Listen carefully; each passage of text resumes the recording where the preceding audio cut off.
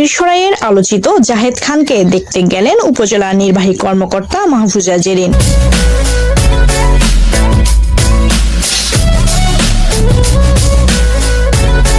গতকাল সন্ধ্যায় জোরারগঞ্জ ইউনিয়নের পরাগুলপুর গ্রামে নীরব এগ্রোতে প্রায় 900 কেজি ওজনের বিশাল এ গরুটি দেখতে যান। লাল রঙের বিশাল এ গরুটি নিজ সন্তানের মতো 3 বছর ধরে খামারে লালন পালন করে যাচ্ছেন রমজান আলী বাচ্চু ও আনোয়ার হোসেন।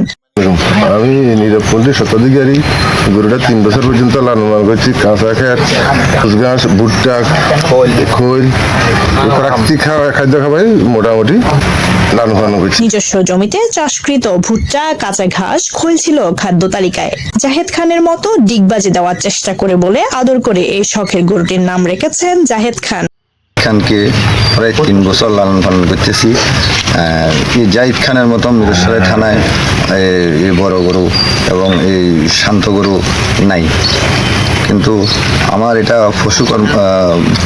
মিরসরাই পানি সম্পদ কর্মকর্তা আপনার প্রতি সপ্তাহে দেখভাল করতো, উনি আসতো, দেখতো। ওনার পরামর্শে আমি এই গরুটারে 3 বছর পর্যন্ত আমি লালন পালন করতেছি। এই গরুর মতো আর মিরসরাই থানায় গরু আর নাই। বিশাল এই গরুটিকে দেখতে ক্রেতা ছাড়াও বিভিন্ন মানুষ ভিড় করছেন। বড় জাহেদ খান এছাড়াও এই খামারে ছোট ও মাঝারি সাইজের কয়েকটি গরু মোটাতাজা করা হয়েছে। এই খামারটি এর আগে পরিদর্শন করে উপজেলা প্রাণী সম্পদ কর্মকর্তা ডাক্তার জাকিরুল ফরিদ বলেন, আমাদের বিভিন্ন খামারিগণ বিভিন্ন ইউনিয়নে আগামী আসন্ন কুরবানি উপলক্ষে গরু মোটাতাজা করছেন। আমার জানা মতে তারা সকলেই প্রাকৃতিক পরিবেশে উৎপাদিত উন্নত জাতের ঘাস ব্যবহার করছেন, কিছু দানাদার খাদ্য ব্যবহার করছেন। তেমনই একজন খামারি আমাদের জোরারগঞ্জ এলাকার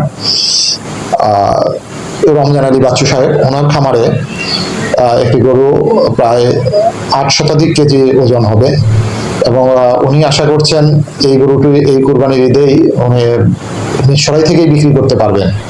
এবং আমরা বাচ্চু ভাইয়ের এই গরুটি আমাদের উপজেলা প্রাণী সম্পদ দপ্তর থেকে নিয়মিতভাবে পর্যবেক্ষণ করা হয় এবং নিয়মিত ভ্যাকসিনেশন করা হয়েছে এবং গরুটা কোনো ধরনের যে কোনো এর ক্ষেত্রেই রমজান আলী সাহেব আমাদের সাথে যোগাযোগ রেখে গরুটির পরিচর্যা করে যাচ্ছেন এবং আমরা তার গরুটি এই কুরবানির ঈদে বিক্রি হবে এবং উনি বিক্রি করে লাভবান হতে পারবেন বলে আমরা আশা করছি।